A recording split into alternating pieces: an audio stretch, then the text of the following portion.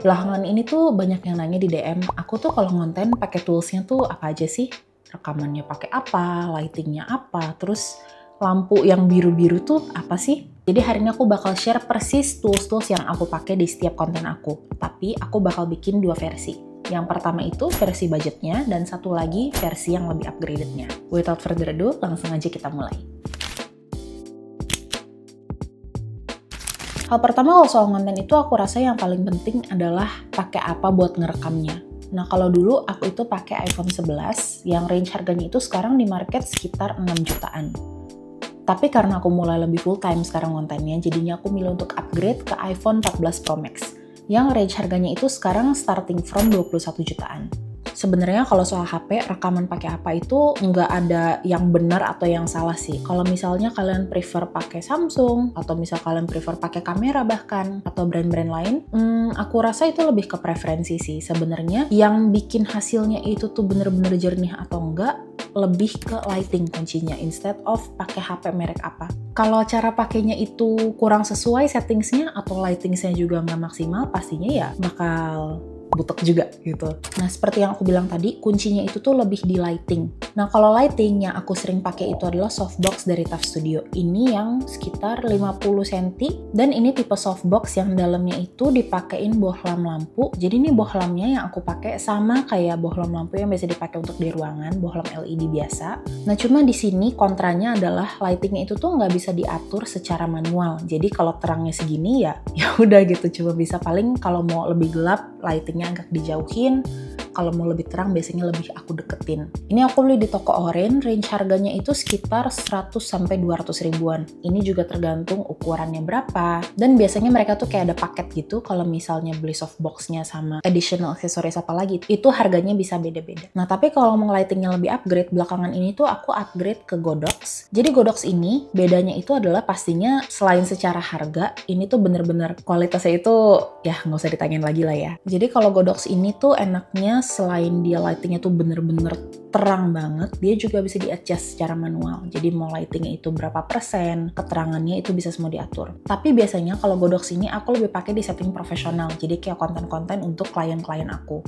Sedangkan kalau konten pribadi sebenarnya mostly aku masih pakai si softbox dari TUF Studio ini, karena setupnya ya lebih simple aja sih. Karena Godox kalau setup sendiri tuh agak susah, cuma ya quality-nya memang very professional. Nah tadi kan kita udah bahas soal lighting, udah, alat untuk rekamannya udah. Next kita bahas soal tripod. Nah yang pertama ini tuh versi budgetnya, ini tuh ukurannya kalau dipanjangin sampai mentok sekitar 80 cm, dan ini tuh bisa banget buat dibawa kemana-mana. Jadi misalnya kalau aku lagi perlu rekaman outdoor, atau kayak sekarang nih, karena aku duduknya di lantai, kalau pakai tripod yang biasa tuh agak terlalu tinggi, jadinya aku pakai tripod yang mini ini. Jadi untuk rekaman, misalnya tripodnya ditaruh di atas meja, atau misalnya untuk ya yang kayak sambil ngevlog, jadi bikin kayak tongsis gitu pun juga bisa. Nah tapi kalau selain itu, biasanya aku pakai tripod yang lebih gede, yang tingginya sampai 2 meter.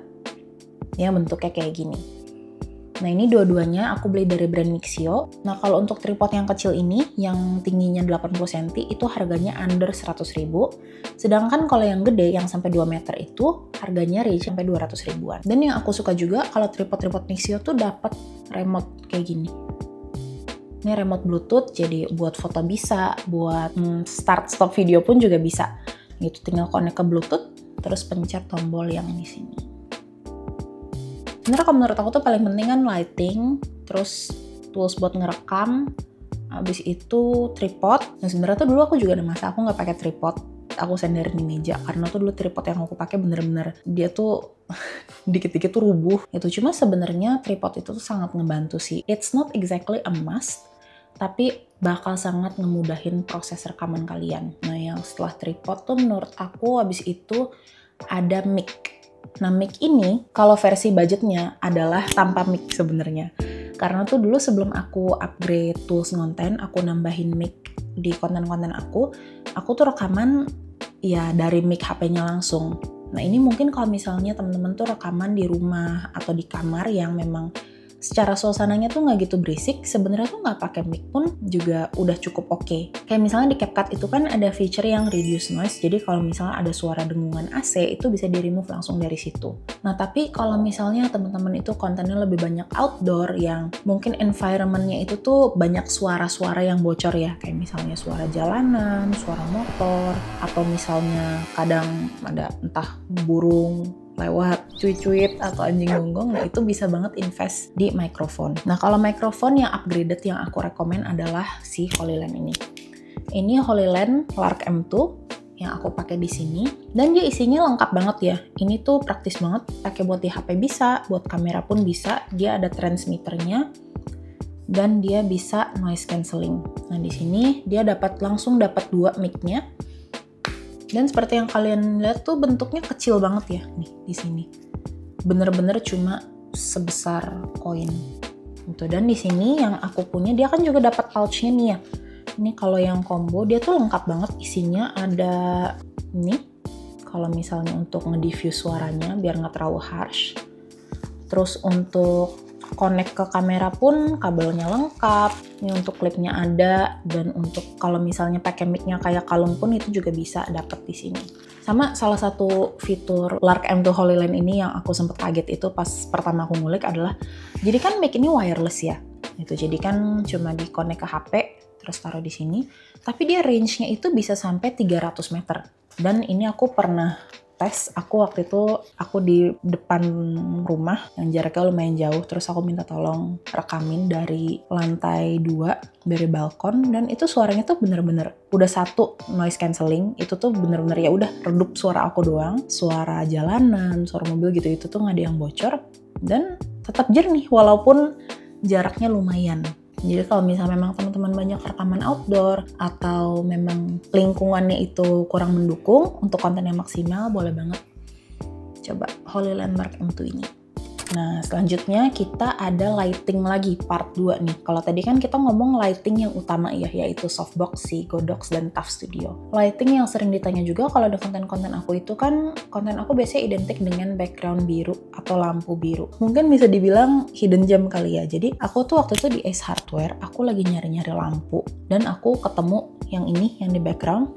Dia sepasang dan harganya itu 99.000. Yang menurut aku itu it's quite a steal ya, karena kan biasanya kalau di e-commerce harganya bisa di atas 100 ribuan kalau yang sepasang. Dan yang ini dapat remote-nya juga itu. Jadi dapat remote warnanya 16, terus ada stand-nya. Dia tuh bisa strobe juga, efeknya bisa strobe, bisa diem kayak gini, bisa rainbow.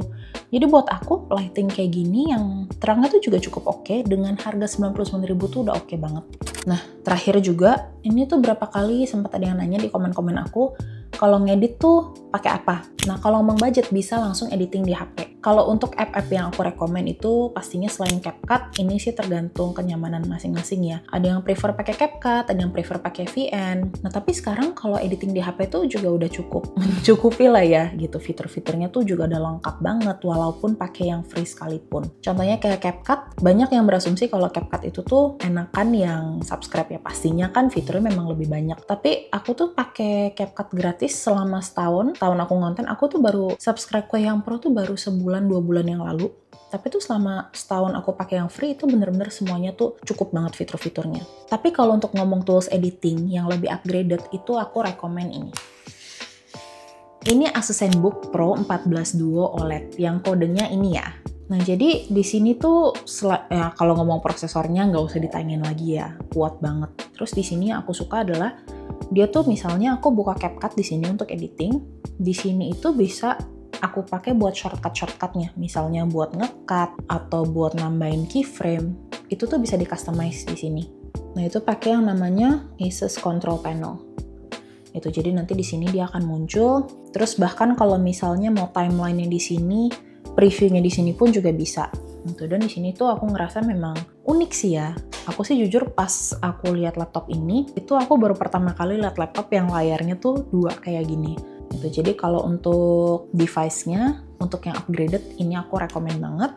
Kalau untuk softwarenya, pastinya kalau yang budget ada CapCut, ada VN, dan lain-lainnya. Tapi kalau untuk yang lebih upgraded, selain CapCut yang Pro, itu teman-teman juga bisa coba software-software kayak DaVinci, Final Cut Pro, Adobe Premiere, atau Adobe After Effects. Tapi kalau ngomong software tuh ya jujur dulu tuh aku kan cukup aktif pakai Premiere Pro dan After Effects. Tapi semenjak nyobain CapCut dan lebih aktif pakai CapCut, aku tuh malah jadi beralih dari Adobe ke CapCut. Sekarang tuh aku udah jarang banget nyentuh-nyentuh Adobe, semuanya tuh aku edit di CapCut. Kecuali kalau memang dia itu butuh motion grafisnya tuh yang lebih kompleks ya, yang lebih detail. Tapi selebihnya kalau untuk edit konten-konten yang seperti teman-teman lihat di Instagram aku, di TikTok, itu semuanya tuh diedit pakai CapCut. Tuh, karena aku ngerasa CapCut itu bener-bener simple gitu, straightforward. Templates-nya lengkap, terus fitur-fiturnya kayak bahkan AI-nya itu juga lengkap banget ya. Kayak enhance voice, terus udah gitu remove background dan lain-lainnya. Jadi very recommended. Nah, jadi itu aja untuk spill-spill tools yang aku pakai buat konten-konten aku. Kalau teman-teman mau banyak tips singkat seputar gimana sih cara ningkatin kualitas konten kalian juga bisa temuin aku di Instagram dan juga TikTok. See you di video selanjutnya.